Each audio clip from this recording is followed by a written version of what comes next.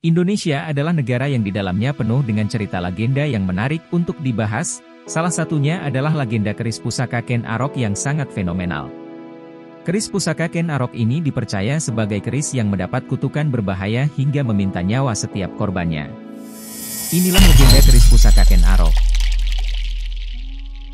Ken Arok atau sering disebut dengan Ken Arok juga dikenal dengan nama Sri Ranggah Rajasa, lahir di Jawa Timur pada tahun 1182, wafat di Istana Tumapel pada tahun 1247 merupakan pendiri dari Wangsa Rajasa dan Kerajaan Tumapel. Ia memerintah sebagai raja pertama bergelar Sri Ranggah Rajasa Batara Sang Amurwabhumi pada tahun 1222. Ken Arok merupakan seorang yang sangat ambisius. Sehingga demi menjalankan ambisinya, Ken Arok membutuhkan senjata ampuh untuk membunuh Tunggul Ametung yang terkenal sakti. Ayah angkat Ken Arok, Bango Samparan, kemudian memperkenalkan Ken Arok pada sahabatnya yang bernama Empu Gandring dari desa Lulumbang, sekarang Plumbangan, Doko, Blitar, yaitu seorang ahli pembuat pusaka ampuh. Menurut legenda, Ken Arok meminta Empu Gandring membuat keris ini hanya dalam waktu semalam saja. Padahal pembuatan sebilah keris biasanya membutuhkan waktu 2 hingga 3 bulan.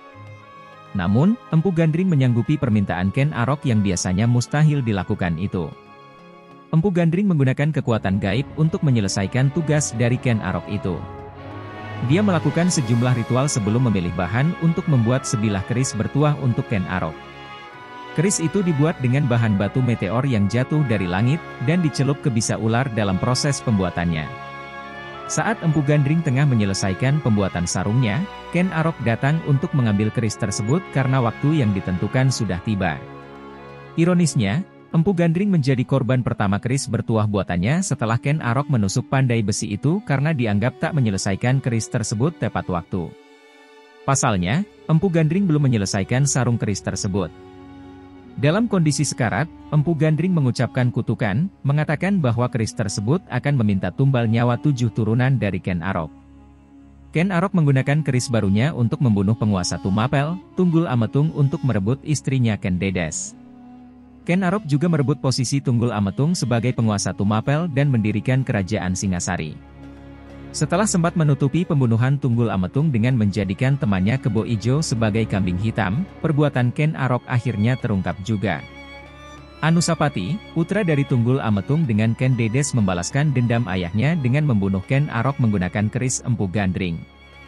Namun, kekuasaan Anusapati tidak berlangsung lama karena putra Ken Arok, Tohjaya balik membalas dendam dan membunuh Anusapati, lagi-lagi dengan keris Empu Gandring. Meski pada akhirnya kutukan Empu Gandring tidak menjadi kenyataan, keris buatannya mengambil setidaknya 7 nyawa, termasuk Empu Gandring sendiri, Ken Arok, Tunggul Ametung, bahkan Ken Dedes juga disebut tewas karena keris tersebut.